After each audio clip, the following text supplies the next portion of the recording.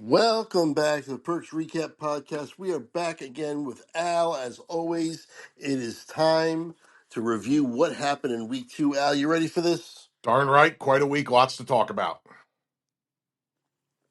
You are not kidding. There's a lot to talk about. Let's There is a lot. Okay, if you're ready, we can just jump right into this. do it, my man. Okay, everybody's flavor of the week keeps getting stronger because Green Bay dismantled the Commanders in a lot of ways. Game, there was never, I tell you this sometimes, that there's never any point of a game where I think that another team's going to win. I never had any inkling during that game that Washington was going to win that game. No, I a lot of times I disagree with you, and you say that. Not this time. Even when they scored that touchdown in the fourth quarter to make it 17-10 on the Zach Ertz touchdown pass, Yeah. I still didn't think they were going to win. Yeah, Green Bay looks good. I will say that. I mean, everybody's on them now, and I've seen them now as the best team in the entire NFL. See people ranking them as, and I don't know if I'll go that far yet, but they are definitely going to be formidable. And if they have the kind of year that it's shaping up to be, they're going to be a hard out come playoff time. Yeah, they look really good. I there's no way I would put them number one in the NFL right now. There's just no way. There's too many good teams in the AFC, first of all, that they're overlooking when they do that. If you even want to put them over the Eagles, which I would understand the way the Eagles are playing. But um but no way I would put them number one overall yet. But I do understand the love. Right, right. I'm right there with you on the same wavelength. Exactly. I understand where they're coming from. I'm not quite there yet, but as time goes on, if they keep going, I could get there. Sure, Right there with you. Right there with you. Absolutely. Yeah, they're but impressive, man, and their defense is legit, and their offense. We knew that. I mean, I think we knew their offense was going to be good coming in. I didn't know how good their defense was going to look this early, and it's looked very good. yep, yep. Okay, so we all got that one right. Um, yep, all three of us had Green Bay. As always, we go over who got everything right, who got everything wrong, and we have our third man, our silent partner here, Joe, has Yes. been giving us his picks every week, and we're counting them with ours as we go along. So let's move on if you're ready to, or well, actually, no. I want to. I'm sorry, my bad. Here, if you want to talk anything more about this game, are you good with this game, or you want to go Well, over just some to more? cut, yeah, I guess before we move on, we should talk about two things, especially injuries. Austin Eckler, and this could be it for Eck. Unfortunately, he went down with an Achilles injury, and he is out for the year. He's in his early 30s now, which is he was already old for a running back, and he was still a very good player, but not in his declining years for sure. And hopefully this isn't it, but there's a very good chance it is. Very sad. And Jaden Daniels went out with a knee injury, and he is iffy for this game, the week 3 game. He is going to attempt to practice Friday. That's the latest update I could find. Right, right. Yeah, I hope. I mean, geez, I hope he doesn't get hurt. That'd be one thing. Even though it's not our team, I definitely don't want to see him go down. No doubt. No doubt. I hate injuries, period. I don't care if it's anybody else in the NFC East or any team in the NFL. I root for everybody to stay healthy. And I mean, everything sounds like he's not going to play, honestly. There's a lot of talk of Mariota, but we'll see. You never know. He might be able to suck it up and do it. And hopefully it's not something that lingers and causes him issues if he does play. Yeah, I'm trying. I'm sorry. I'm trying to find those box scores that I reference every week. Oh, I got you, man. Yeah, the standout stats in this one are, I mean, Jordan Love, man, 292 and 2 touchdowns. I think he had some rushing yards too. Let me find that real quick. Um, but, where's his darn rushing yards? Oh no, I guess he didn't have anything too spectacular. Just 3 for 12. Tucker Kraft. It was the Tucker Kraft Bowl. If you had Tucker Kraft on your fantasy team this year, you were ecstatic. 6 catches for 124 yards and a touchdown. Nobody else had more than 44 yards of that 292 that Jordan Love put up. Wow. Wow. And Josh Jacobs just continues to be he only had 3.7 yards a carry, but it was that kind of game. It's all right. It's going to happen to good running backs here and there. And he's just a workhorse. Yep, yep. Okay, yeah. I think I finally got it. Yeah, okay. Nah, not the same ones. Why can't I find them same ones? This is annoying because now once again I'm not getting the right stuff that I wanted. Anyway, I don't enough of that. Enough of that. Yeah. Let's move on if you're ready to move on. Absolutely. Oh, just last thing is Zach Ertz continues to defy father time. He led the Commanders in in receiving yards. He was second in catches to Debo, but he had 20 more yards than Debo. 6 catches for 64 yards and a touchdown. The Eagles gave up on him 5 years ago, Yeah, yeah. and he's still better than Dallas Goedert, Which arguably. is which is crazy. And he's been more healthy the last 2 years, which is even crazier. Yeah. Goddard's already missed the first game and a half. He missed. He got knocked out of the first game and missed all of the second game. So anyway, my own little pet project there. But yeah, Packers awesome. We can move on.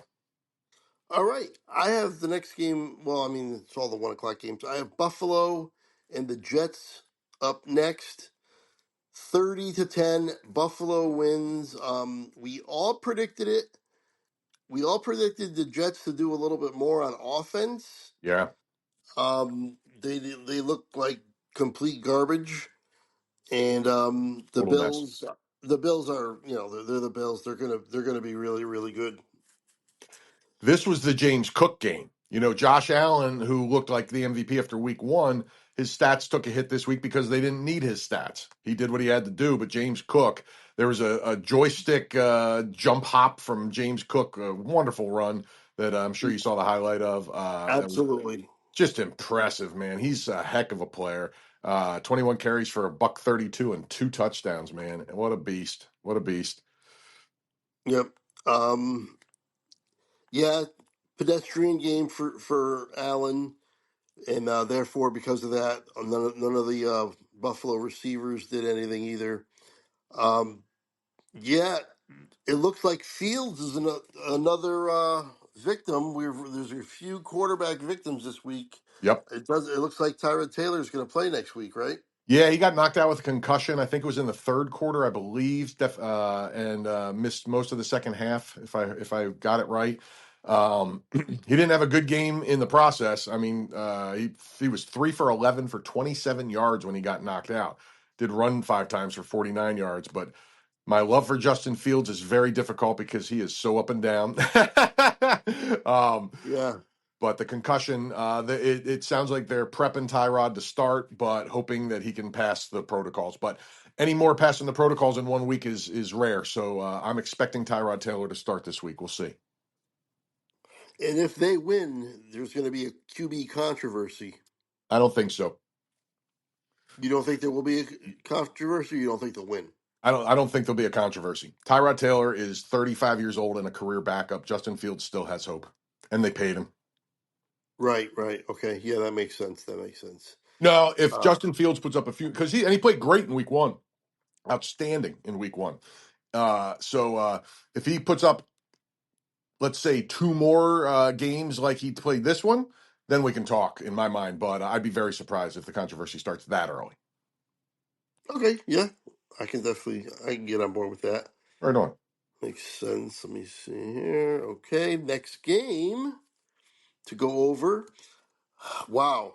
Detroit put a whipping, a 50 burger up on the Bears, 52-21. Um, Woo. we all got this one right as well. We all had Detroit kind of bouncing back, making a statement here. Don't count us out. One bad game does not a season make. Yeah. And we both kind of were under the same assumption that they would get right eventually. Like this, it might take them some time. Well, it took them 1 week.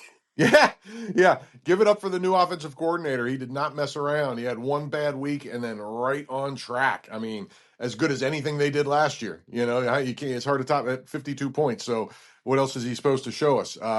And And everybody expected the Bears to have a pretty, not a top five D, but a decent D, not a league bottom D. So this is quite a performance. Jared Goff continues to just be one of the top quarterbacks in the NFL, despite all my early thoughts about him in his first couple of years.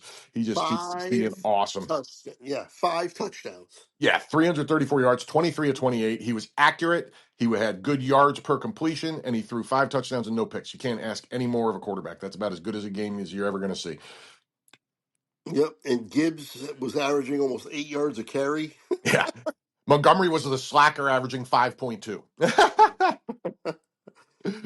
And And how Amon-Ra about St. Brown. Holy crap. Nine yeah? catches for a buck 15 and 3 touchdowns. And Jamison Williams with just 2 catches, but he averaged 54 yards a catch. A very Jamison Williams kind of game. He is a big boomer bust kind of guy, and he tends to boom a lot. And when he does, it's this kind of crazy thing, man. That's great. That's great. They just have weapons out the freaking wazoo, man. They're if this is a real sign of where they're at, watch out because they are still one of the top teams in the NFC. And let's see where they stand against the Packers when they play again later in the year. Yep. Okay. On the other side, though, what's going on with the Bears? I had higher hopes. Me too. I don't know. I don't know. I mean, Caleb Williams played okay. He had a big turnover, but he played okay. Other than that, nothing. Nothing like uh, Jared Goff. But he played okay. But man, it is. I don't know. 0-2 is not where I expected them to be, but they did. I don't know. Detroit's a tough draw on the road, so I didn't expect them to win this game, but I didn't expect them to look like absolute dreck either. Yeah, Roma Dunze did have a good day, though. 128 yards and 2 touchdowns. Yeah, he's a monster, man. He's the real deal. He's the real deal, and they have great receivers. Between him and DJ Moore, I'm not sure what Luther Burden is yet. He'll be coming along slowly. We'll find out throughout the course of the year, but I don't know, man. Just terrible start for them.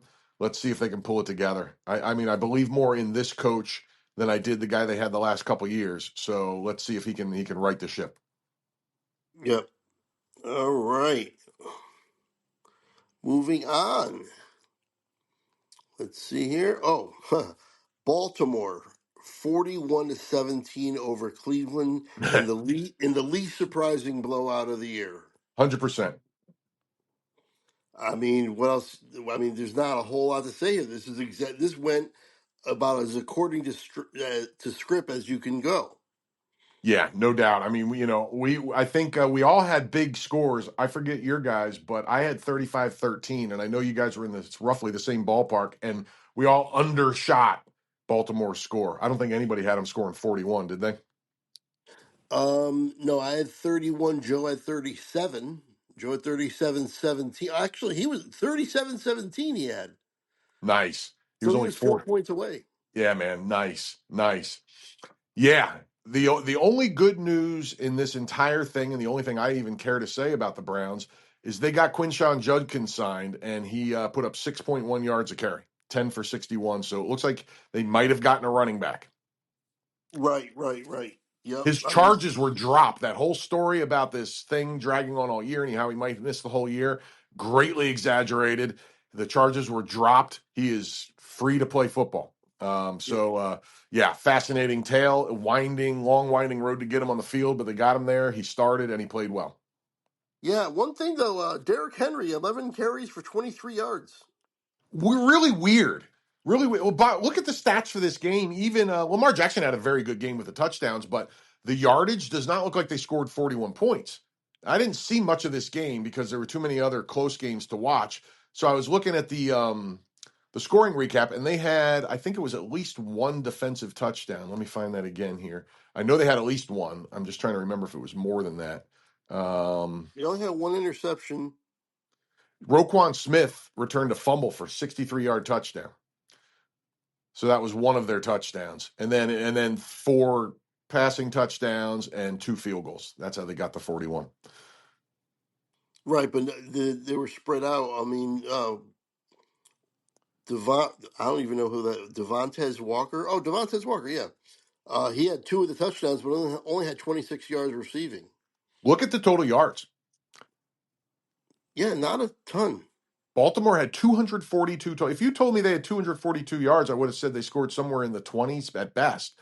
Um, but that's how much their defense, their defense came up at the right times. I think what did Flacco had a couple picks, if I remember right. I got to find it real quick. I think he had two picks. I want to say I hope I'm not making He that had up. one. He had One. one pick. Okay. Okay. And his return to Baltimore, underwhelming, of course, not a surprise because they're totally outclassed as a team. The other big news, I guess, for the Browns, if you want to find a silver lining, is their third round pick, Dylan Gabriel, came in garbage time and threw a touchdown pass. Right. Yes, he did. So maybe they'll. I mean, they're already 0-2. They're not gonna. They know they got to know they're not going anywhere. At this point, I mean, the only thing to hold them back from making that change is just to give the kid more time to learn Yeah. before they put him in. And there's something to that. Of course, I'm an advocate of that. Yep. But And I get it.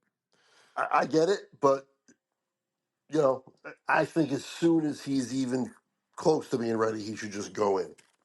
Yeah, I agree. This year has to be about finding out for the Browns whether Dylan Gabriel or Shador Sanders can play football. Right, right, right. Although I'm not sure. I mean, I think it should be about Gabriel this year, and maybe Shador is the one who sits all year, and we'll see what he's got next year. I don't think he can go into next year. I mean, listen, if Gabriel shows something, Shador's not going to see the field. But if Gabriel goes in and craps the bed, you got to find out about Shador because you're not going to, you got to, excuse me, you can't go into next year's draft not taking a quarterback because you think you might have something in a fifth round quarterback. Right, that's true. That's true. All right. Hmm. Well, Hey, real quick, sorry, Craig. I almost forgot. Did you see the story that came out? And this is fascinating. And there's a lot of crap flying around about Shador. I think some of it earned, some of it not. A lot of it not. I think a lot more of it not during the draft. But one thing came out that feeds itself to the side of the Shador was a bit of a problem. You see that story come out that he turned down being drafted by the Ravens? he did. They called him and told him they wanted to pick him in the fifth round, 3 picks before the draft, and he told him not to bother. He didn't want to be behind Lamar Jackson on the depth chart. Can you imagine if they were going to get him in the fifth, and then he says no, and then nobody takes him, and he goes undrafted? That would have been a riot. Yeah. So I now, I'm assuming that story's true, but it was on CBS Sports by a credible, guy. So let's assume it's true for the sake of discussion. Craziness. I mean, that's bonkers. After you've sat there undrafted for 4.5 rounds at that point, man, that's Yeah, at wild to that me. point, whoever wants to take you should be, you know, eternally grateful. Totally. And Lamar's been banged up during the course of his career here and there, and you get a chance to play quarterback for a couple games a year, maybe during with one of the best teams in football. That's not the worst situation in the world to me. Definitely not. No, no way. So I didn't know if you had seen that. I had to bring it up because I thought it was fascinating. I totally agree with you. Right on. All right. Well, let's move on. So far, we have, as a group, all three of us have not gotten a game wrong, and we got another game right. But boy, you said it might be the game of the year. It might Woo! have been more exciting than the Buffalo Baltimore game. But I said when you brought that up that the Buffalo Baltimore game means more, though. No doubt about it. No doubt about it. But just point for point, play for play, I think this one won. I mean, it was close. They were both awesome. Don't get me wrong. It's you can flip a coin. These two teams, we're talking about the Cowboys and Giants. Cowboys win 40-37 in overtime. They scored 41 points in the fourth quarter. Incredible. Incredible. You talked a lot leading up to the season about taking any Giants game in the under in the first half. If you looked at this final score and found out that you were still right, because I looked it up and you were right by half a point. The over under was 23 and a half, and they scored 23. Uh, but the final score was 40-37, and they hit an first half under. I would have thought that was crazy. but it happened. And yeah, man, 41 points in the fourth quarter, man. It was electric. Electric. Yeah, basically for the Giants to win is the the script that I laid out in terms of first half, their defense was solid, not great but solid, and Yeah, then the second half they were going to give up a lot of leads, and they couldn't really stop. I mean, not that Dallas did a good job stopping them, but they couldn't stop Dallas either. Almost the entire second half, and definitely in the fourth quarter, nobody was stopping anybody. absolutely incredible, man. I mean, the Giants couldn't do much more than hold. I mean, the Cowboys' offense looks really good this year, and they held them to 10 points in the first half. I mean, what else do you want? But holy mackerel, you can't give up 27 in the second half. I mean, just incredible, man. Back and forth. Russell Wilson was unbelievable. Russell Wilson threw for his career high in yardage. 30 of 41 for 450 yards, three touchdowns. He had one pick, but man, what a game. Ran for 23 yards. Malik Neighbors, 9 for 167 and two touchdowns. Wan'Dale Robinson has been unleashed with Russell so far. He is averaging almost twice the amount of yards per catch that he did last year when he almost set a NFL all-time low for average yards per catch. He had 17.8 yards a catch, 8 for 142 and a touch in this game. Unbelievable. And then you go over to the Cowboys and you have more unbelievable numbers if you want to take them. Yeah, I mean, you got Dak Prescott threw the ball 52 times, which usually is a recipe for a loss, but he had 361 yards, two touches. He did have one pick.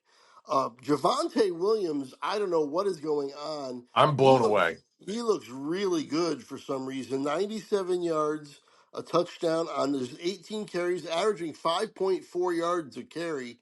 Unbelievable. And of course, CD Lamb does what CD Lamb pretty much does: 9 catches, 112 yards. He didn't get in the end zone this time, but he's going to get. He had 11 targets and caught 9 of them. Yeah. Ferguson had 9 catches, He was huge. and I don't think there is absolutely no debate. Brandon Aubrey is the best kicker in the league, Oh, and yeah. it's not close. Yeah, it's funny because I agree with that. And I just saw that Cameron Dicker just set the all time, he's now the most accurate kicker in the history of the NFL with over 100 kicks. And I would still Wow. take Brandon Aubrey. Well, yeah. I mean, if you get the ball on the 30 or 35-yard line, you need like 15 yards, and he's in range. It's insane. It's insane. Yeah, I think I sent you that thing there where like Brandon Aubrey has two kicks made of 64 yards or more, and the entire rest of the history of the NFL also has two kicks made of 64 or more. There's only been four kicks ever over 64 yards made, and Brandon Aubrey's got two of them. It's incredible. And the thing with Aubrey is you'd be more surprised if he missed it than he makes it. Yeah, I don't like the kick to go to overtime was 64 yards or no 60. What was it? 67 yards, whatever it was. I think it Oh, was 64. yeah, I think you're right.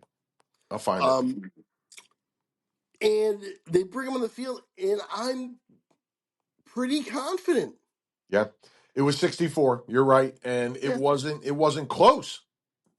it would have been good from 70. Yeah. I mean, he's going to make a 70-yarder at some point when He the hit the time's he right. hit he hit the back. He hit the net, Yeah. so it didn't just squeak over. He hit the back. Yeah. And it didn't just miss the one of the side posts or anything. It was a no doubter. No doubter. Yeah, they brought him on. I was like, this game's probably going to overtime. And Um, this was almost a tie. Like this it was almost almost the time. Yeah, this went back and forth in overtime, a couple times. And finally ended with an Aubrey from 46 yards. I mean, I would have been walking out of the stadium before he even lined up. I mean, there's no way he's going to miss that. Yeah, that's a chip shot. Yeah, chip, man. chip shot at this point. I'd be getting a jump on the parking because I knew he was going to make it. um, I do like the fact some things about the Giants. I do like the fact that Cam Scadaboo had the 11 carries. I think he should be the starter over Tracy. I think he's better. I think he might be now. We'll see. We'll see what happens. But I think you're, and I agree with you. And I think he might be now. I mean, he had 11 carries. Tracy had five. He had 45 yards. Um, Still, the Giants as a team only rushed for 84 yards. Yes, but it was a shootout. So it's Yeah, yeah. it was a tough game to judge that on. But I tell you what, if you had told me they were capable of putting 37 points up over the next 3 games, I might have taken the under. Yeah, they really explode. I mean, Malik Neighbors is just stupid good. Yeah, yeah. Wow, And he is so good. And Wan'Dale Robinson's a good player. I gave him a lot of crap last year, but it was because of the circumstance. He's been I don't think he's Malik Neighbors level good, but he's a good player. He's a nice number two, and he's been Russell's good enough still to make him the good player he should have been instead of the below average player that he had become. Yeah, yep. Yeah, Malik Neighbors is elite. 167 yards and 2 touchdowns. Man, Um, yeah, just a great day for them offensively. So, I mean, obviously, I'm happy to escape the win. Obviously, I'm very concerned about this sieve of a defense. They signed Jadavion Clowney. I don't know if you I saw saw that. that. Yep. So we'll see. We'll see if he can get on the field this week or if he makes any kind of an impact or whatever. But without Bland, it is clear that Diggs came back way too early. He was proud of himself for getting back on the field for week one, but he's a number two corner now, I think. And without Bland out there, he had to be the number one. And he could not keep up with Neighbors. His knee is still not 100% healed. I gotta believe that. Everybody takes a year, and he's still not at a year yet since the surgery. Yeah. Um, so I don't know. We'll see. He's got to get right. I think it'll be one of those deals where he'll get better as the season goes on, stronger. And we need Bland back. We need Deron Bland back because our secondary is just terrible. So we'll have to see how that goes. So that's a big concern for me. For the Giants, I will say this: I am intrigued now to where what they can do offensively against these other teams. Let's see if this was just a mirage or if they've got something now. They found something, I'm with you. and Ooh, I was just gonna sorry. I'm just gonna say I agree 100%. I don't know what they are after this game. right. But before I thought they were trash, and now I'm not sure. That's it. My thoughts exactly. Right. And last thing is that game, I think, puts Jackson Dart firmly as the number two with no chance of starting anytime soon. But they do have these packages. He got on the field in this game. He didn't do anything. He literally handed the ball off both times, but he got on the field for 2 plays. And they And then said the he reason was three because then he fell down trying to run himself on the third play. He fell down for a 3 yard loss. that's right, that's right, that's right. And it was the Um, weirdest damn timing to put him out there right in the middle of a close game. I mean, it was in the late third or early fourth quarter. yeah, just randomly they put him in and they run the ball, and then he comes Very, out. very strange timing, man. It didn't end up hurting him, but it was weird the way they used him. Yeah, but you're Yeah, right. They do Dable. have these packages. Yep. Yeah, Dable said they've got packages for him, and they also just like to get him out there to see some 11-on-11 football because all the practices are 7-on-7. Yeah, which makes sense. I just thought the timing of it was odd. Right. Um, Last thing, the only thing that killed them was the turnovers. I mean, Russell Wilson's interception at the end. I don't know what he was doing. That was a really bad, either a badly thrown ball or a miscommunication or something. But Wilson was waiting on that. Donovan Wilson for the Cowboys, that last pick there. yeah, I don't know what he was doing, it was but so bad. Like you said, it might have been a miscommunication. It was hard to tell on the replay, but yeah, it was. It marred what was an incredible game. or just one too many bombs. I mean, because it was bombs away all day with him. He was dropping teardrops. I mean, he threw some of the prettiest balls I've ever seen in the same game. I mean, there was one to Wandale and one to the stud neighbors that were two of the prettiest passes you'll ever see. Yep, and then the backwards pass also killed them. Backwards pass Yes. fumble situation, whatever that was. Yep. And the last thing that killed them, dear Lord, I said last week Dallas had a legitimate chance to beat the Eagles, and the Giants should. And I said Dallas, in some ways should have won that game. In a lot of ways, the Giants should have won this game because they shot themselves in the foot. Unbelievable. I know where you're going. 14 penalties for 160 yards. In the Insane. And first in the first drive, they had one guy had four penalties on one drive. I was just going to bring that up. And I mean, Dabo wanted to yank him after the third one, and he got talked out of it, and then he got another penalty right away. Yeah, yeah, James James Hudson is his name. yeah. I don't think he's going to be on the team anymore. I He mean, might get I haven't heard about cut. him getting cut yet, but man, it's astonishing. I mean, that's crazy. And this I wasn't mean, the first game where he's had penalty issues. He's had them for a while. there was one play where the Giants literally had four penalties in one play. Yeah, that's crazy. I mean, it was mind-boggling that they were doing that and still leading most of the game. Like without him, they should have won without these penalties. But that's football, like I always say. They committed them. They deserve to Yeah. lose. You know. Well, I mean, Dallas had 12 for 106, so they were Oh, not I much didn't better. realize that because at one point Giants had way more than Dallas. I didn't know Dallas had caught up that much. Wow. 12 for 106. Well, Well, that the explains. first one there, by the way, the offsetting penalties, I guess I knew this, but I kind of forgot.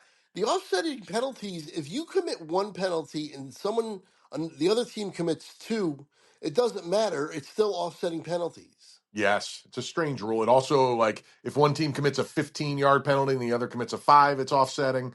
It's a little weird to me. But Yeah, that it is. The CD Lamb first down catch where he was taunting. The Giants had two penalties on that play, and we had the taunting one, and they offset. Yep. Yeah. Yeah, that's what it is, and it's always been a strange rule to me. I've never really fully understood that rule, but it is what it is, and yeah, you'd think also if it was 1 for 1 and there was a 15 yarder and a 15 yarder and a 5 yarder, the team that had the 5 yarder would get 10 yards out of it, but that's not how they do No, it. so I'll take the win. Obviously, we are now I think 16-1 against them. Last 17 games. Wow, Dak has never lost to them. I don't think, or since his rookie year, he hasn't lost to them. Something like that. And also a strange stat, and I think I sent this to you too. Real quick, last thing is the Cowboys and Giants playing at 1 o'clock in Dallas has not happened since like 2004. oh, that's weird.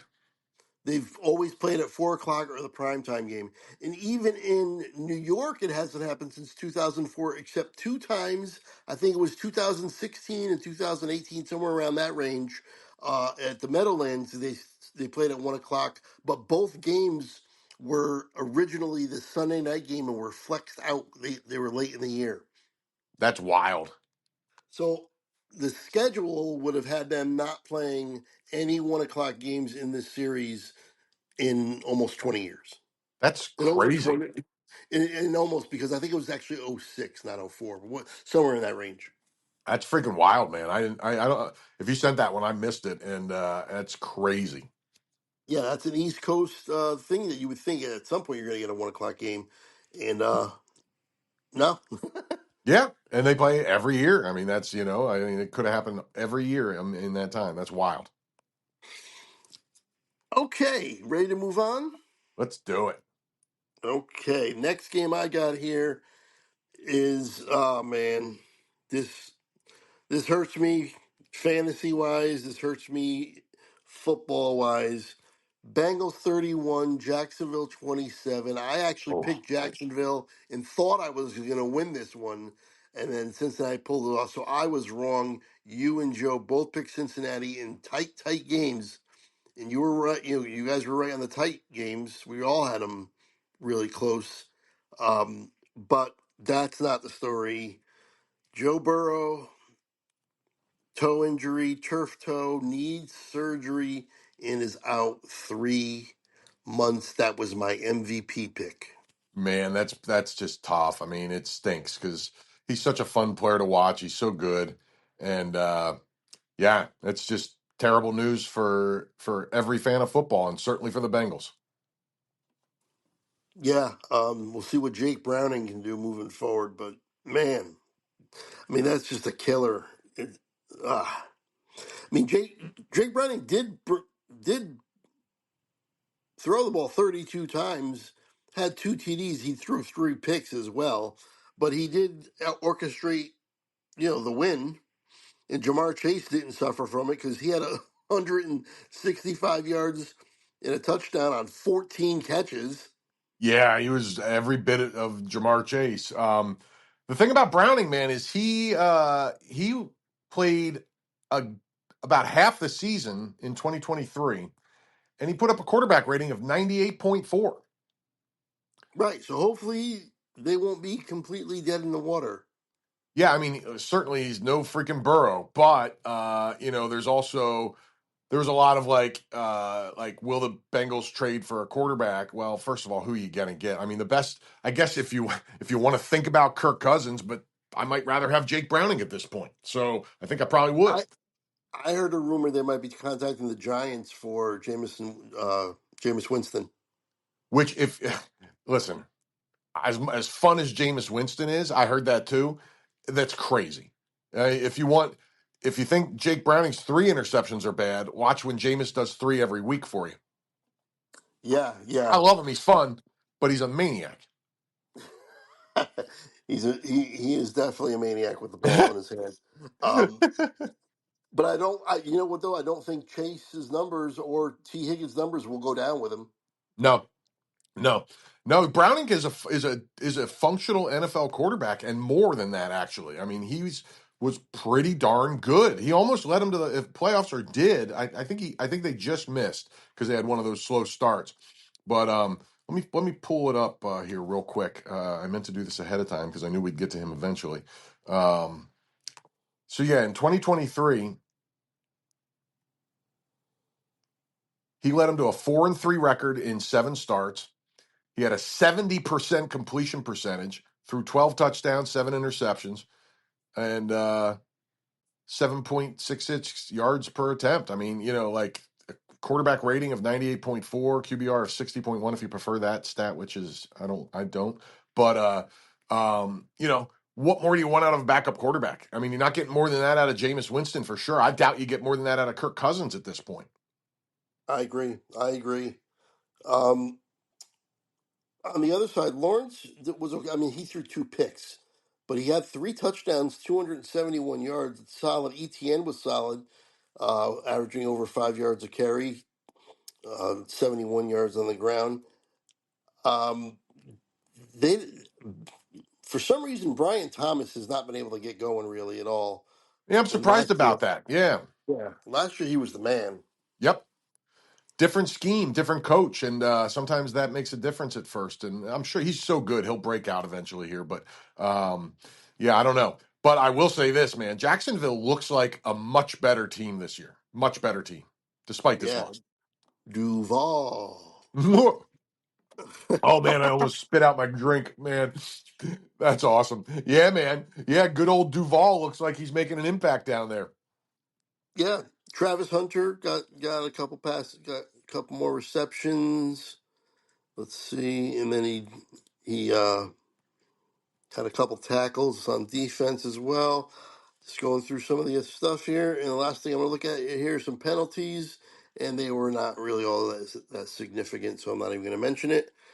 But yeah, so the Bengals, we'll see what Browning can do if he can keep them afloat. And it's a long time though. The book's going to be out on him for sure eventually, and we'll see if he can make adjustments to the adjustments that are definitely coming. No doubt, no doubt. It's going to be fascinating to see. The Bengals have a good team, but not. I mean, they're defensively challenged anyway. So a lot of the hopes of any of us that put them in the playoffs was because of how good Joe Burrow is, And I don't know that even though I like Browning as a backup, I don't know that he's good enough to carry them to go through the playoffs through a full season, man. Um, so we'll see. The other thing I want to say real quick before we move on from this one, the Travis Hunter two-way thing is for real. He played 6 snaps in week 1. Who cares? Ho hum. That's been done a million times in the last 20 years. Not really, but it's been done a handful of times for sure, and it's nothing to talk about really. He played 39 snaps in week 2. It's real. Yeah. Yep. Wow. Yeah, You're talking on defense. correct. Okay. Along with playing, a full offensive load like he had before. Right. Right. Okay. Yeah. So for Jacksonville, like you said, they look better. We'll see if that translates to some more W's. Some W's as we move on here. Let's do it. But let's do it. The Rams, Woo. 33-19 over Tennessee. Another one. All three of us got it right. Um, I think none of us had as big of a margin. 14 points. No, we didn't have big margins of victory for them, but we probably should have. Tennessee is obviously young, still learning, a ways to go. Cam Ward threw, 19 for 33, 175 yards. Pollard had a decent day rushing. Ridley finally started to get some yardage under him. But this is Cam Ward, and he's learning, and the Rams are not learning. They are very good, and Matthew Stafford so far is holding up with the back, and as Yes. long as he holds up with the back, my pick for them to go to the Super Bowl is still alive. And he threw for 298 yards, 2 touchdowns, and a pick. Kyron Williams only ran for 66 yards, and Devontae Adams turned back the clock, 106 yards and a touch, and Puka still had 91. What else do you want to add for this game? Well, here's the crazy thing about this game. You look at this score and it looks like, holy crap, the Rams just torched them. This was not a torch job. I happened to turn this game on right when, with 3 minutes left in the third quarter, Craig, the Titans kicked a field goal to go up 16-13. Yeah, and then all of a sudden, And then, poof. Then the Rams said, "Okay, we have a really good offense. It's time to show it." And they just stepped on their necks, and that was the end of it. So yeah, this was an interesting game. It was closer than it looked, sort of, but not really in the end. So it was a fascinating game. They showed their youth. Only other thing I want to say about this that you didn't cover already, because the Rams were great in the end. Tony Pollard, man. Tony Pollard is a real deal bell cow in the NFL, and I never thought I would say that. I always thought he was going to be like a a guy who shares the ball, yeah. exactly. But this dude is a workhorse, and I can't believe it. The And thing he's is, doing it for a crappy team, and he's putting up yeah, good numbers. at his size though, it's one of those things where NFL stands for not for long. He's gonna have like another 3 years, and then he's gonna be done. No doubt. But even other than the rarest of rare, that happens to guys of any size. Right, that's true. That's true. Yeah, I Um, mean, people have been doubting him for years now, and coming off that leg injury, I understood it, but boy, he's been great for the Titans 2 years in a row under two different coaches, under two different systems, and two different quarterbacks. The dude's a player. yep. Tennessee did have 10 penalties to 4 for the Rams. Okay, Uh, but the Rams, you know what is most important and impressive to me is I think I underrated their defense. Their defense is really good. I um, was yeah, go ahead, they're, go ahead. I had the rankings. I don't know where the hell they are now. But as far as just their defense in general, I just was not considering them to be elite, and I don't know if they're really elite, but they're really good. I was listening to somebody, I think it was on CBS, one of the talk shows or whatever, talking about how good their defense is, and it's surprising, and like they are one of the best defenses in the league as of right now. It's interesting because I'm holding out judgment. I think they're good. I'm just not sure how good. The Texans' offense has been pretty bad so far this year, and they held them to 9 points to their credit.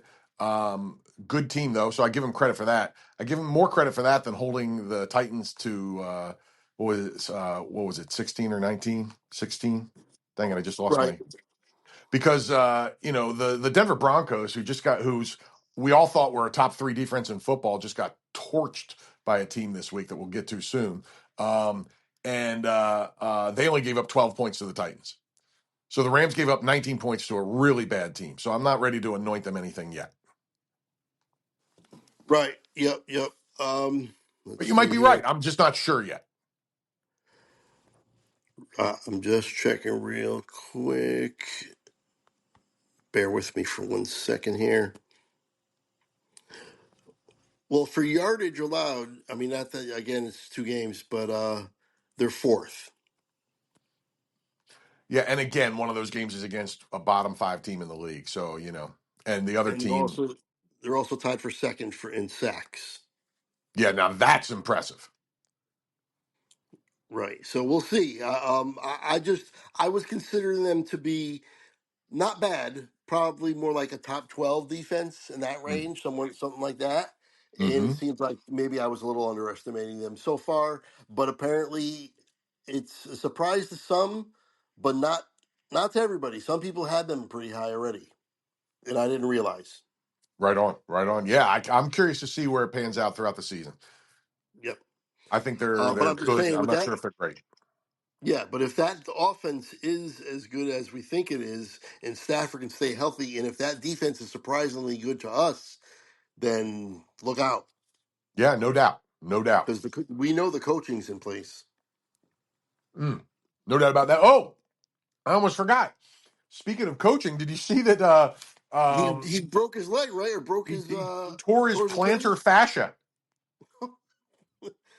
So is he going to be on the sidelines or is he going to be up in the booth? Knowing that guy, he'll be on the sidelines one way or the other, but he just won't be running around like a maniac like he usually does. McVay. I think it names it came to me. There it is. Yes, yes. Okay, let's move on to another game where the court there's no where well, I mean this is already happened, but San Francisco, New Orleans, San Francisco wins 26-21 with Mac Jones. But I mean, it's another starting quarterback not playing for his team. He's going to be out for a little bit more. It looks like Yeah. um, Brock Purdy is out, and we got this one right. We all picked San Francisco, mostly because not because we believe in San Francisco now with Mac Jones, but just because we don't believe in New Orleans, and they made it close, 26-21. Yeah, the noteworthy thing in this game is not that Alvin Kamara had a very good game, which he did, because we all know how good Alvin Kamara is. I mean, he just keeps putting up numbers year after year after year. But look at Spencer Rattler's numbers: 25 of 34 for 207 and 3 touchdowns, no turnovers. Yeah, pretty good. That is stunning to me because I was not a Rattler guy at all, and you know they might win a couple games if he can keep playing like that. Absolutely. Mac Jones not bad too though. Matt Jones was excellent. Yeah. 25 for 39, 279, 3 touchdowns, no picks. And McCaffrey had another one of those days where he sneaks up on you. Oh, 13 carries for 55 yards, no touchdowns. That's a ho hum day. Oh, wait, he caught 6 balls for another 52 yards and a touchdown. Yeah, man. Yep, absolutely. Yep, He Jawan gets you Jennings. one way or another. Yeah, you can't stop McCaffrey, man. You really can't. Like, he's just an absolute monster. One way or the other, like you said, just like who is that? Pat Benatar?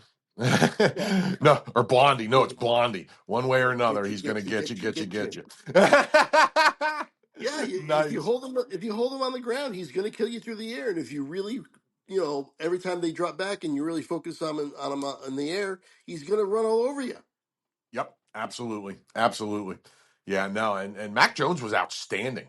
I mean, he was outstanding. So and now it was a bad team, but you can't ask for any more out of Mac Jones. So they're going to need him for it sounds like at least another week or two, maybe longer. So let's see if he can keep it going. But that was a heck of a first start in his backup position.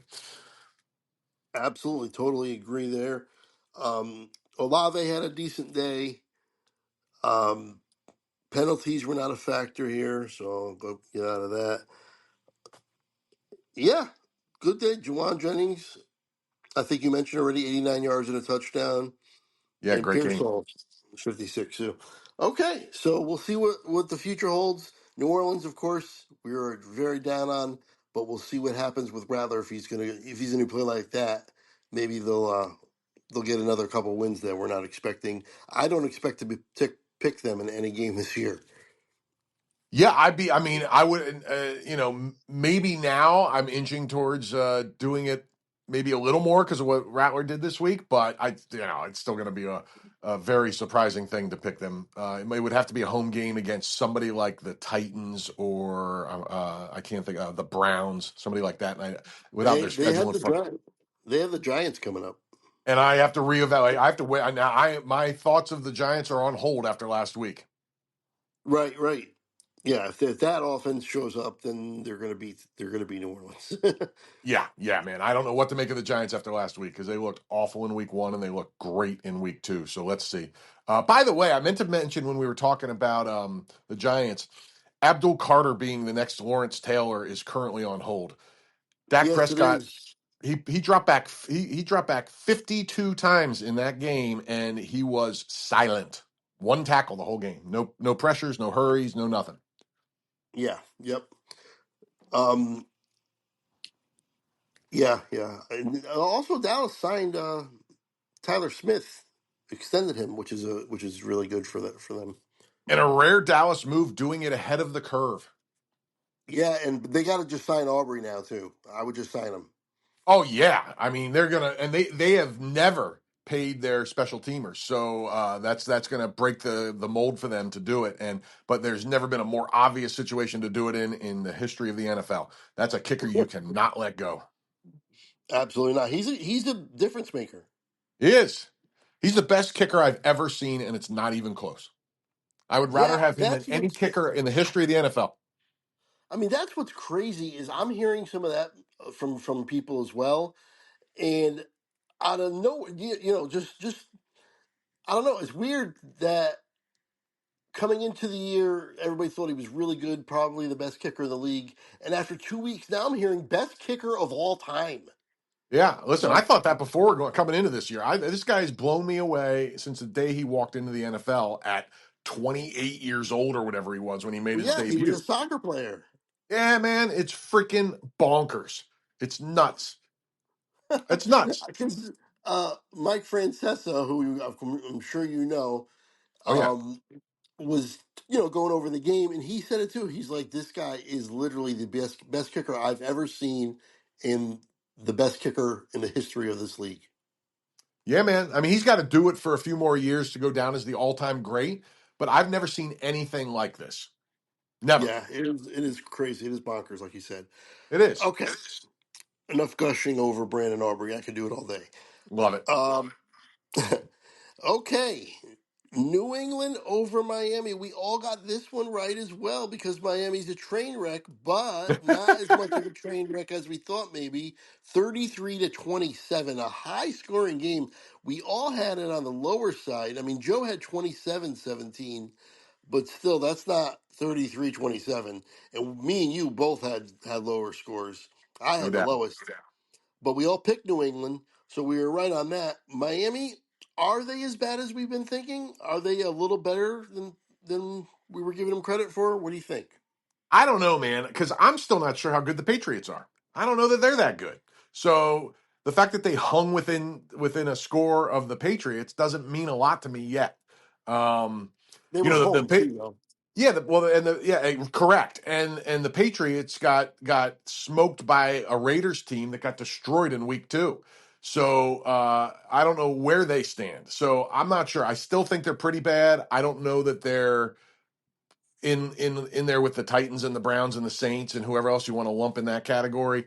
Um, but I think they might just be a notch above. But I don't know. I'm really not sure yet. I wouldn't be surprised if they end up anywhere between 4 and 7 wins still at this point. But I'm closer to 4 than 7. Yeah, Miami could not run the ball. They ran. They ran the ball only 15 times for 61 yards. Yeah, But no, you're Tyreek Hill had 129 yards and 100 is it? Yeah, 129 or 109. I can't remember. who are we Oh, talking it's about? 109.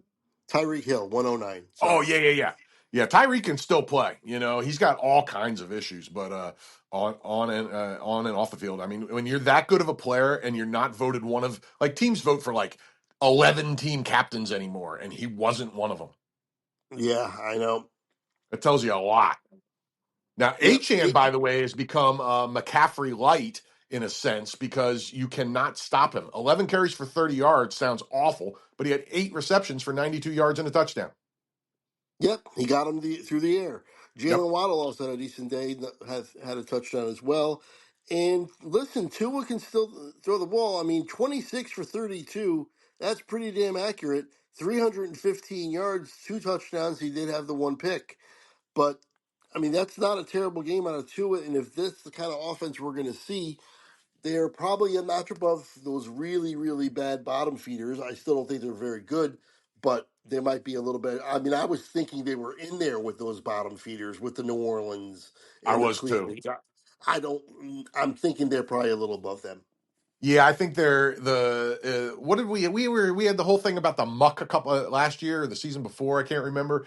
Yeah, I think the muck was the low end if I remember right. I think they're in like Middle Earth. You know what I mean? yeah, yeah, yep. Lower Middle Earth. Um, and the Patriots are probably a little above them, but not much. Um, Drake May. At least he didn't throw any interceptions. And he threw 2 touchdowns, 230 yards. Yeah, he was I solid, mean, man. 19 for 23 is pretty damn good. Absolutely. Yeah. And they were playing, there was times where they were playing with a lead throughout the course of this game that they were kind of going into a little bit of conservative mode and running the ball a little more. So it was, and he ran 10 times for 31 yards and a touchdown. So it was a pretty good game. I mean, he's not blowing anybody away like Russell Wilson and Dak or whoever else had big games this week, but it was a very solid game. Very encouraging. The surprising thing to me was Travion Henderson only got 3 carries. I don't think he got hurt. Ramondre Stevenson with that big contract, I knew that was going to be an issue, and he played well, so he justified it this week. And he had 5 catches for 88 yards. So my Travion Henderson coming out party is going to have to wait. Yeah, everybody was assuming Travion Anderson was going to take that job, but Stevenson still has it. He is I knew he was clearly the going to. number one. Yeah, I knew he was going to keep getting carries just because of the contract, and he's been good in the past. It's not just the contract. It was a question of whether he could hold on to it, and he did. He did for sure. You couldn't ask much more out of him this week with the carries, the amount of touches he got. A lot of mistakes in this game. 12 penalties for the Pats and 10 penalties for Miami. Wow, wow. And I have to let me check one thing real quick. I have to make a slight mea culpa, although it's a little too early to say for sure. But Milton Williams, who I said would not be nearly the player he is outside of Philly, had 2 sacks in this game. Oh yeah, yes. So we'll see if that continues in any shape, or form. But it looks good early for the big money they gave him. Absolutely. Okay. Let's move on if you're ready. Yes, sir. Seattle 31-17 over Pittsburgh. We all bought the Pittsburgh hype. We were all wrong. We all picked Pittsburgh and Freaking they Pittsburgh. looked terrible. Yeah, they looked. I mean, and the crazy thing is, this thing was seven. I think it was 17-17 in the third quarter, or what was it? No, 14-14 in the third quarter, and then the Seahawks just plowed them, absolutely plowed them. Rodgers didn't play well. The defense. I don't know what's going on with this Pittsburgh D. That's usually really good. The key with Pittsburgh the last 5 years is if T.J. Watt is healthy, their defense is borderline, if not top five. They're not even they're bottom. They're close to bottom five this year. Through 2 weeks, they've given up like 60 points. Yep. Rodgers, yeah, like you said, 203, 1 touchdown, 2 picks, 18 of 33. That's bad, bad. Jalen Warren was very good. 14 carries for 48 yards, four receptions for 86 yards. But that's it. Fryermuth hasn't done anything. Jonnu Smith really hasn't done anything. Even Metcalf, he had the touchdown, but he got 20 yards receiving. Yeah, yeah. Uh, They just just all got bad all stoned. around. Yeah, they just got brutalized. And listen, Darnold had two picks, and they still won by 14 points. You know, he at least looked. Take the picks away, which you can't really do. But if you take the picks away, it looks a lot better than Week 1. At least he was, semi efficient and good yards per attempt. But the two picks are bad. Kenneth Walker looked awesome, which is huge because I wasn't sure he was ever going to be right after that neck injury that's been dogging him for a couple years now, and he looked really good. Charbonnet was awful. 15 carries for 10 yards. So Walker being good was big. Yeah, yeah. Hopefully they just give him the job now because in week one it was more Charbonnet than Walker. And Charbonnet, he looked good in week 1, but not this week. And by the way, Methuselah lives. Cooper Kupp looked good. 7 catches for 90 yards. Yep, and Jackson Smith and Jigba. He's a monster. Wow. Yeah, 8 catches, 103 yards. Um, Darnold, like you said, 295, two touchdowns. The two Not picks is bad bad, at all. The two picks is bad, absolutely. but it's signs of growth after week 1, even with that in my mind. Right, no penalties to speak of any impact. So yeah, the fact that this was in Pittsburgh and that was what we got out of them, I don't know. That is that doom and gloom for Pittsburgh now moving forward? Here's my refrain with Pittsburgh. Who the hell knows? Every time I think I know what's up with Pittsburgh, I'm wrong. So whatever I pick with Pittsburgh, go the other way. It is crazy to try and figure this team out. They picked up Jalen Ramsey, and their defense is worse. And not only that, but they signed some good players in the offseason. They had one of the more aggressive off seasons they've ever had in Pittsburgh. And I thought for sure I didn't know about the offense because Aaron Rodgers and their running backs are not super impressive. I mean, Jalen Warren, I maybe he'll prove me wrong, but I put him in the category everybody had put Tony Pollard in for years, and where he couldn't be a bell cow. And I still don't think he can, but maybe I'll be wrong. So their running backs don't overwhelm me at all. But I thought the DK Metcalf addition would be big, but the defense I thought would be outstanding this year. If as long as TJ Watt was healthy and these new additions made the impact I thought they would. It's been not just not been outstanding, it's been awful, and I don't get it. Right, but maybe it's one of those things where they're just still finding themselves and getting acclimated to the new, It the new totally players for the new team.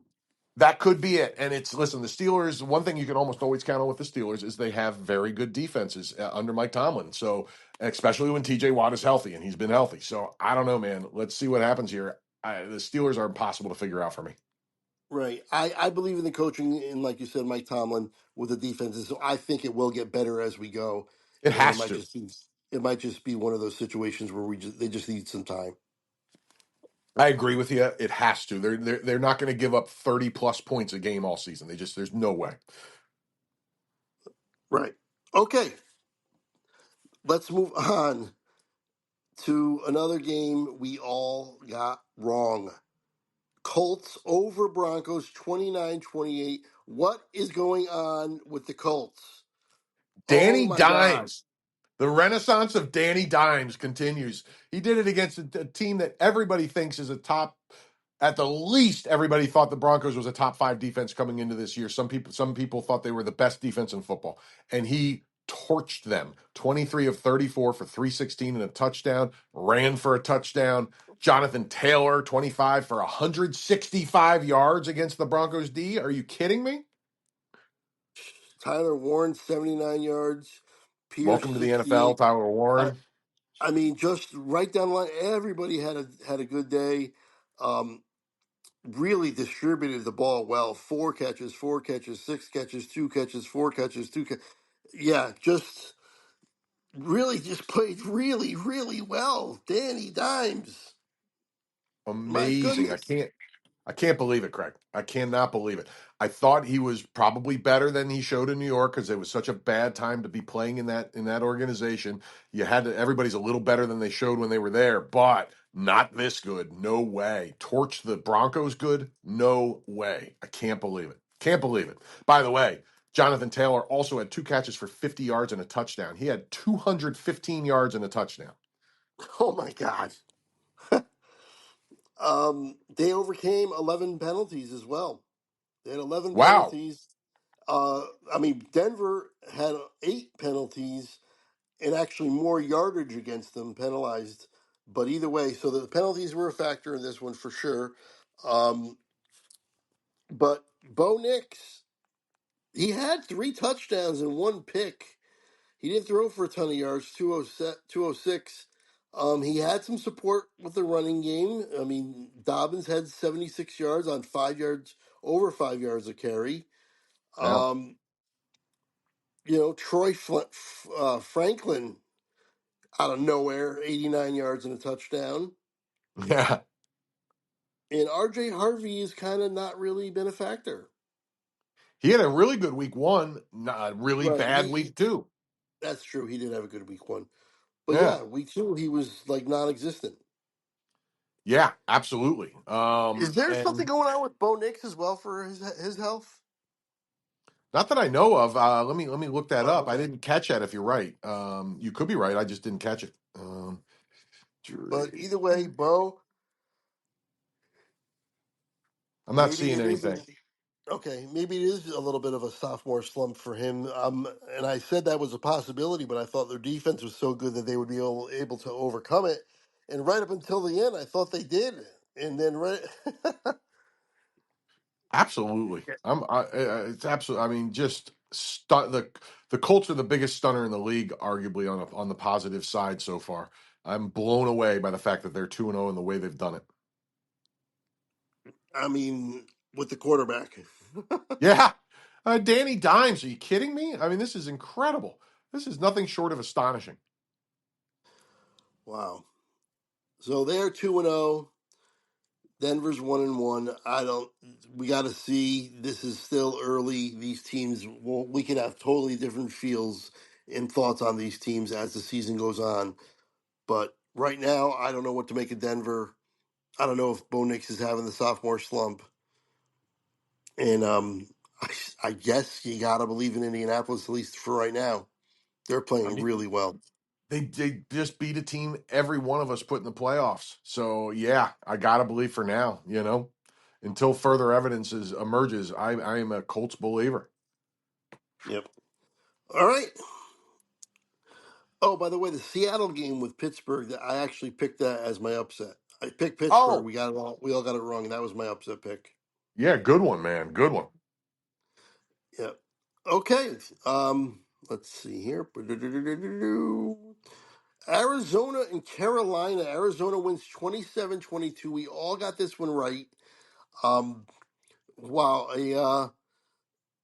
Carolina actually made this a little bit more of a game, but he made the Cardinal mistake. No pun intended of Bryce Young throwing 55 times. Yeah, and he had to because this game, talk about games that aren't as close as they look.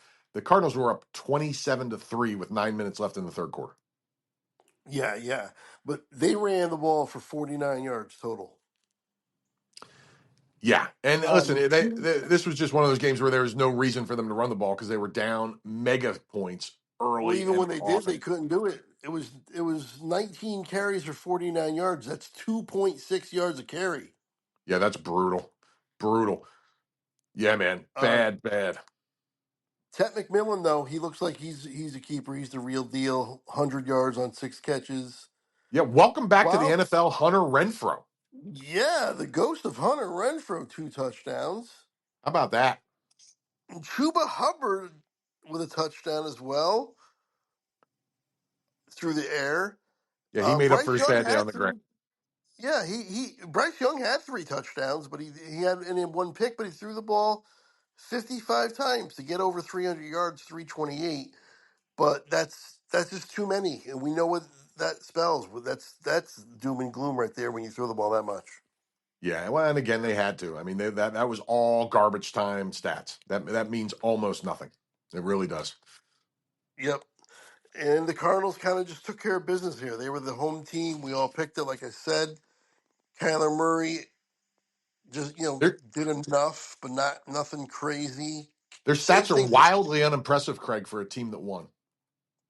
Yeah, McBride, 78 yards on 6 catches. James Conner, 11 carry. What's going on? It seems like nobody's rushing the ball that well. We saw a few. We saw a few teams, obviously, but here's another team. 22 carries, 82 yards. There was not a lot of running in this game, and there's not a lot of yardage being made in a lot of these games that I'm noticing. Yeah, there it's early. It's basically still the preseason. You know, things will settle in eventually. But I'm with you. By the way, one of the first touchdown for the Cardinals was on a fumble return for a touchdown by Zaven Collins. So this was one of the reasons the Cardinals, even though they put up 27 points, don't have very impressive stats. Is because seven of the points came from defense. Also, they were penalized 12 times Woo! for 96 yards. Dang. And Panthers 7 times for 80 yards. So I mean, all that all By the that way, adds up to a 27-22 victory. What's up? the 39-year-old Calais Campbell had 2 sacks. This guy's He's, unbelievable. he's like your favorite player. I'm telling you, I wish the Eagles had signed him. I don't know why, like people just, he ends up, I mean, he's just a beast. He has 10 tackles, 3 assists, and 2 sacks through 2 weeks at 39 years old. Wow. He's better than Abdul Carter, who everybody thought was the second coming of whatever at this point in their careers, which is insane. Yeah. Crazy. Crazy. It's mind boggling. I love it. Okay, let's move on All right. to what we were thinking was going to be the game of the week. It wasn't nearly as exciting, but it was still a pretty damn good game.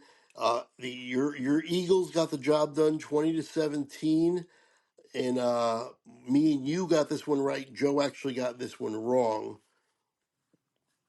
and yeah, I'll let you take it. Go ahead. Well, my listen, they won against a good team, so I'm thrilled about that. Their defense is good, so I'm happy about that. What I'm not happy about is this new offensive coordinator. I don't like what I see much at all. I'm going to be patient and I'm going to give it time, but he he has scripted their vertical game almost completely out. uh, Jalen Hurts is averaging less yards per attempt than at any point during his career, which is crazy. Um, AJ Brown has, I think it's 6 catches for like 25 yards or something early in the season. I'll find the exact number in a sec. But Well, he had it's 27 in this game. yeah, okay. So he's got 6 catches for 35 yards through 2 games. That's crazy. That's it, absolutely nuts. And they're not even trying that hard. You know what I mean? Like they had one deep ball to Devontae Smith that was a huge play in the game. And other than that, the coordinator just seems to be putting the handcuffs on him, and I don't understand it. It's the Chiefs have a good D, but it's not like they're some lockdown freaking don't dare throw against them D. And you saw, well, let me not say that's off the point, but uh, so I am not ecstatic about this new coordinator so far, but again, I'm willing to be patient. It's early. But Right. when Jalen Hurts throws 15 times for 22 yards or for 15 for 22 for 101 yards, that's crazy. Um, For Barkley was solid 20. 4.6 yards an attempt. Yeah, it's awful, and it's not hurt. It's not that Hurts can't do it. We've seen him be much more effective than that. It's the game script, and I don't understand. They seem to be grossly overcompensating for what they consider to be the strength of certain teams, and it drives me nuts. The Cowboys had both their corners healthy in week 1, so I understand that's a very good secondary when they're both healthy, or at least the corners are. But that doesn't mean you throw the ball to AJ Brown one time. That's insane. He's one of the best receivers in football. That's garbage. So I don't understand what the hell's going on over there right now. I'm trying to be patient and not get too worked up about it. As you can see, it's not working very well. But Barkley looked good. Especially given that the Eagles' game plan is letting teams key on him. So the fact that he did 22 rushes for 88 yards and a touchdown, I think is excellent, given that they're letting 9 men in the box with this conservative game plan early. It stinks. So Zadarius, that's so hard to say. The Zadarius Smith signing paid big dividends early. He looks like he's still got it, and he had a half a sack, 4 tackles, and he was all over the field. So I love that. That's huge. Other than that, they won the game, and their defense looks good. Their second cornerback is still an issue, but they're working around it so far. They held the Chiefs to 17 points. I'll take that every time. Yeah, yeah. Mahomes, 187 yards, a touch, and a pick. 16 of 29 is not all that impressive either. Mahomes has been doing more with his feet. He had another 66 yards and a touchdown on the ground, which is, I mean, I know he runs, and I saw the play where he got the dive in the end zone, but this is the second week in a row where he was kind of saved his day on the ground. No doubt. No doubt. He did not look, he looked okay on the air. Now, I will say this. The in week 1 when the Miles Sanders fumbled inside the 10-yard line for your boys and it changed the Yeah, game? Well, there was a play like that in this game, and that is when the first ballot Hall of Famer Travis Kelce let a touchdown pass go right off his hands. Mukbuka, the outstanding looking young rookie for the Eagles, the safety from Texas, picked it off and ran back 70. I think he ran back like 76 yards or something. He didn't get a touchdown out of it because he got it in the end zone, but he got it way down the field. Mukbuka in week 2 as a rookie, guy had 5 tackles, half a sack, and an interception.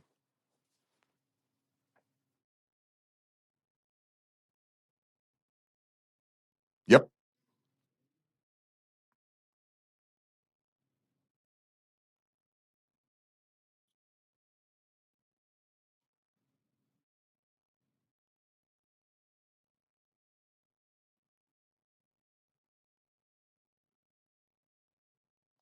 I know, man. It's wild to see. They lost. I think I saw the stat during the game that this is the first. I forget how long it's been. Maybe the Mahomes era or something, where they lost 3 games in a row. If you go back to the Super Bowl, um, their semi lack of commitment and also just very ineffective run game is a big concern. The Eagles held them to. I was high on him this year because a full year off of that foot injury that he was struggling with last year. I really liked the way he played when he was healthy early in his career.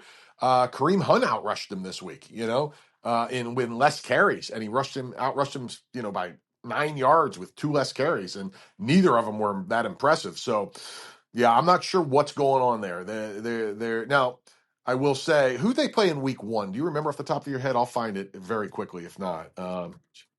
Yeah, week 1. Right. So they've played 2 excellent teams in the first 2 weeks. So, that's a big factor too. So let's give them a little slack there. They played 2 teams that everybody's picking to go to the playoffs, and both of them as possible division winners too. Certainly the Eagles, and some people the Chargers. So yeah, like we can give them a little slack on that, but man, you can't give them too much because it's you can't go 0-3 and feel good about your season. So man, I'm it's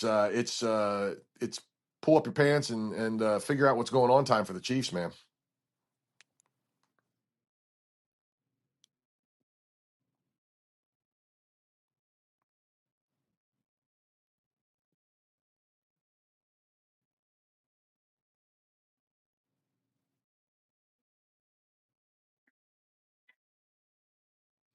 Oh yeah, yeah, yeah. There's one that was really bad. Yeah.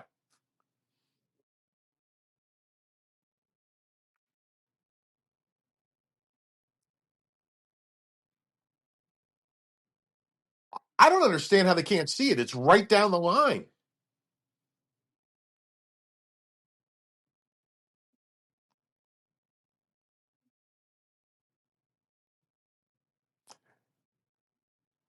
Yeah, it's weird. It's I don't know how they can't see it.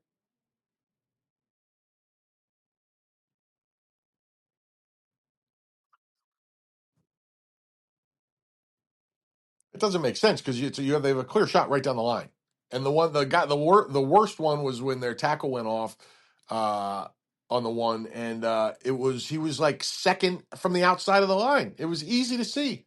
The refs just swallowed their whistle. I don't understand it. I mean, I'll take it as an Eagle fan, but yeah, we'll see. You know the now it wouldn't surprise me. They barely got through this year. You know, they there the a couple people made on the Eagles made some pretty good speeches apparently that shamed a couple people into changing their vote and trying to stop it instead of legislate against it. But that's only going to go so far. You know,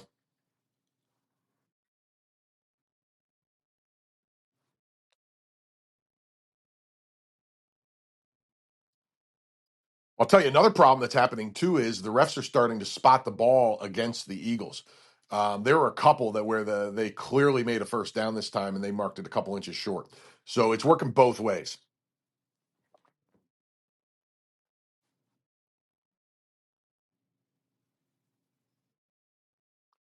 No, no. Good win. Some concerns in Eagle Land, though, for the offensive approach.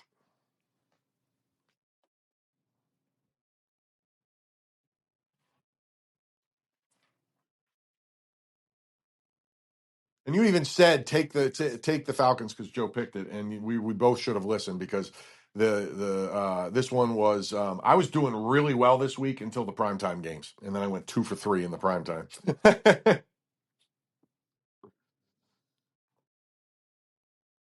Yeah, yeah, that's what I meant. Yes,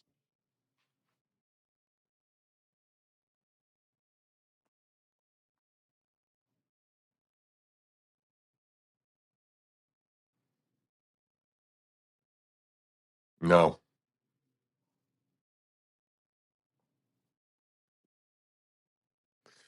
it is. Oh man, I saw this. Did I write it down? Let me find it. Let me find it.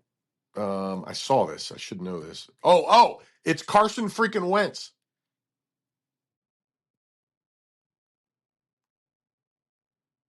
How about that?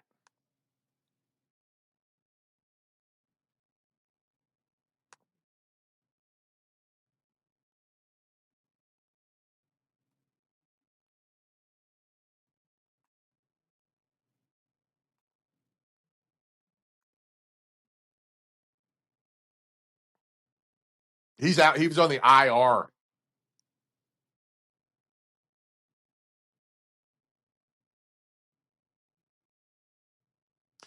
Good on you, man, because that's going to be big now. Especially no very limit. I don't know who the third guy is, but he's not going to get the ball as much as Aaron Jones would have.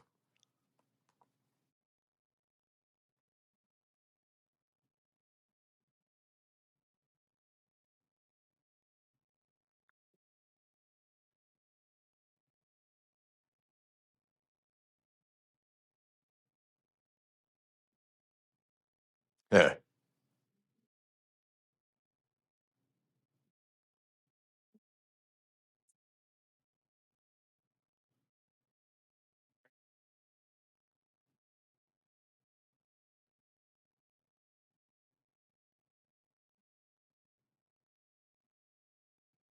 I mean, what a rushing game. I mean, if you look at Penix is, despite the fact that his stats are not impressive at all this week, I have been impressed with Penix. I think he looks pretty good. Um, but the stats don't back that up really well this week, honestly. But that's because of this running game. 38 rushes. I mean, that is just unbelievable. I didn't look at the time of possession, but it had to be massive in the Falcons' favor. I'll find it real quick here. Not awesome.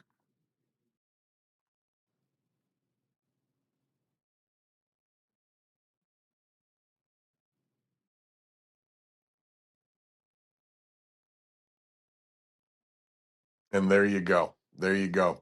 Uh, Now, all that being said, none of that is the story of the game for me. As impressive as that run game is, all as bad as the Vikings were at JJ McCarthy going out. None of that's the story of the game. You know what the story of the game is? The Falcons had 6 sacks. Or is it 5 or 6 sacks? I think it's 6. Where is it? Five sacks. Six freaking sacks. Now this is a I've been harping on this for a long time, especially leading into this season.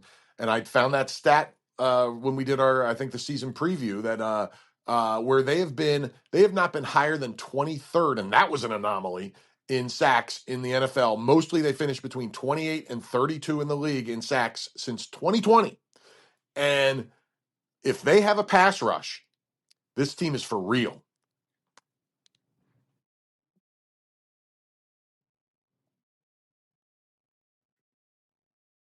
That could be, but even they had to play a few young quarterbacks every year for the last 5 6 seasons, and they never got sacks anyway. So they still got it done.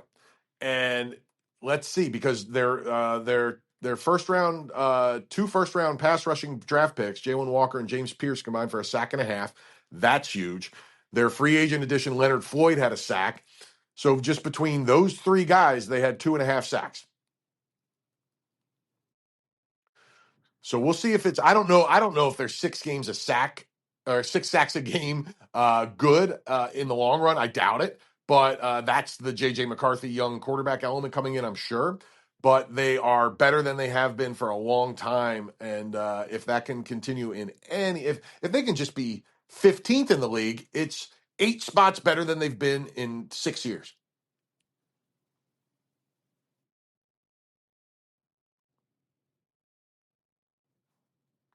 Love it.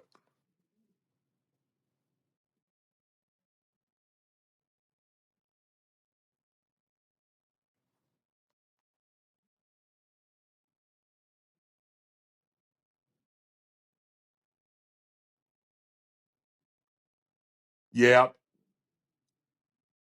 Yep. Houston, man, they're not good.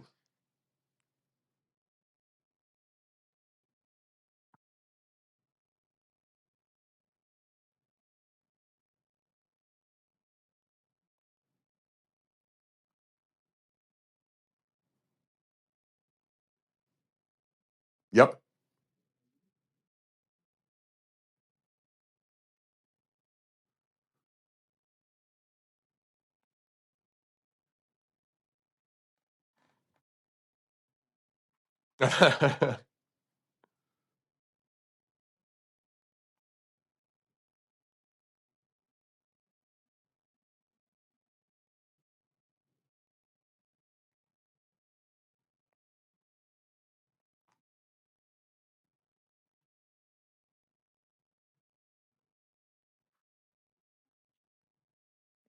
Yeah.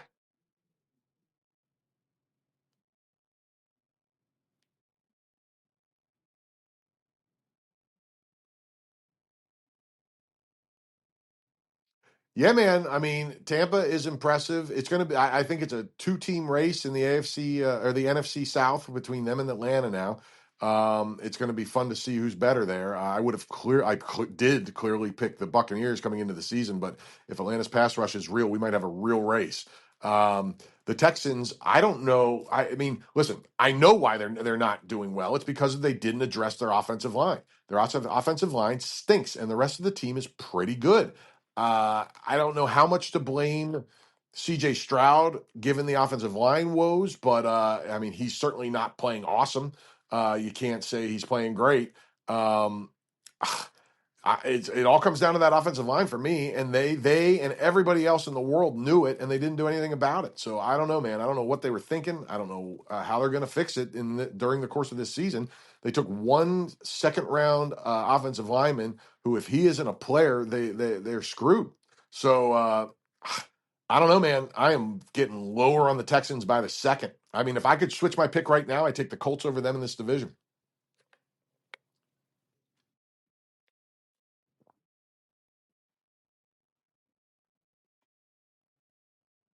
They still have a very good defense. You know, Tampa's had got a pretty good offense, and they had to work their butts off to score 20 points in this game.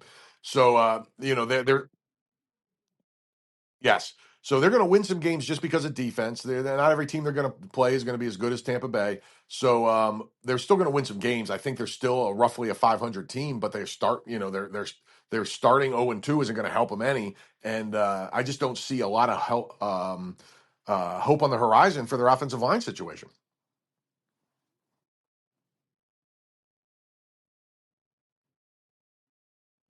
No, good on that one.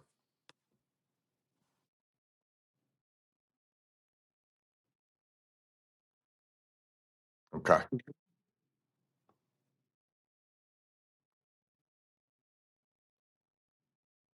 Yeah,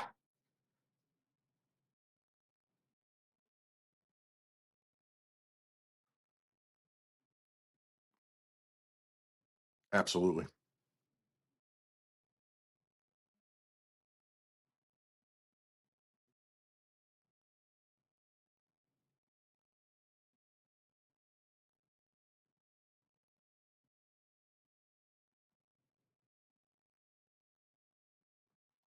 Yeah, I got since I got nothing else right about primetime, I will say I got the point differential right, even though I was wildly wrong on the score. Uh, I'll take the one thing I got right in primetime. But listen, Geno Smith, the thing about Geno, and I like him, but he always turns into a pumpkin. You know what I mean? He has these games where he looks awesome. Like week one, he looked great. Week two, he looked horrendous. Um, Awful, absolutely awful. Ashton Janty's first 2 weeks in the NFL, incredibly underwhelming. Not terrible, but incredibly underwhelming. Um, Quentin, yeah, no, and Pete Carroll came out and said we got to get him more carries, blah blah blah. Pete Carroll certainly knows how to get a running game going. He was it was in Seattle they always had a good run game. So I'd be very surprised if Janty doesn't get going here soon enough. But hard to do it in a week when you're losing the whole game. You know what I mean? So we'll give him a little slack. But early returns are not what we were expecting for sure. With anybody that took Janty as a top five pick, which a lot of people did. Um, Quentin Johnston is a player in year three in the NFL. I did not expect that. He looked so bad as a rookie. He was so up and down, lots of drops. It's really cool to see because he can be electric and very impressive. The run game not great for the Chargers though. Early Omari and Hampton as unimpressive as Janty or less.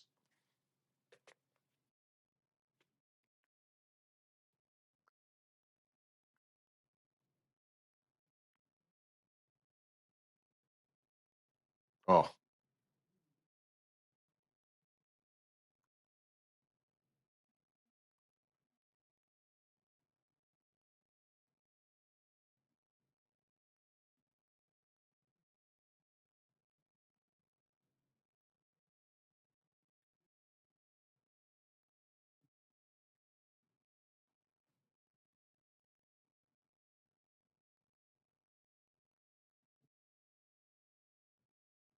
no doubt. No doubt. Absolutely. One of the best trios in the league at receiver, like you said. And we'll see how that run game emerges over the season. I certainly expect Omari and Hampton to get better. And Najee Harris has been a solid player in the NFL, and he played behind a pretty not great line in Pittsburgh for a lot of years. So I think he can be a valuable contributor. I was hoping Omari would just grab it early and make this not even a conversation, but he hasn't. So I mean, we'll see how it goes as the season goes on. But what they certainly aren't going to win a lot of games this year if Justin Herbert's their leading rusher. But but they dominated this game, so it didn't matter.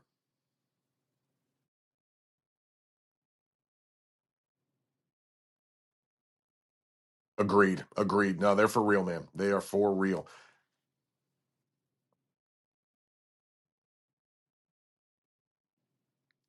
Great. Oh, yeah, that's a team I don't want to see this year for sure.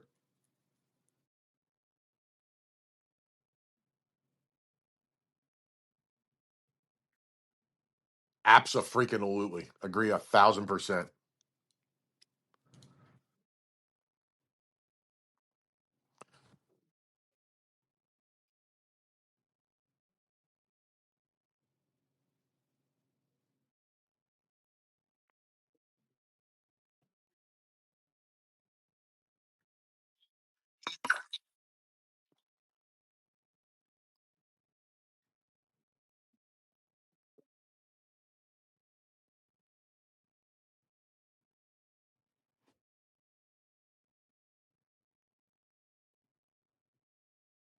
Yeah, and you're 2 for 2 so far, which is kind of cool.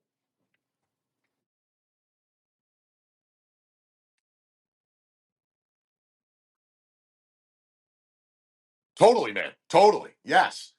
So yeah, take it while you know those. That's a cool thing. While you got it, take that streak and ride it.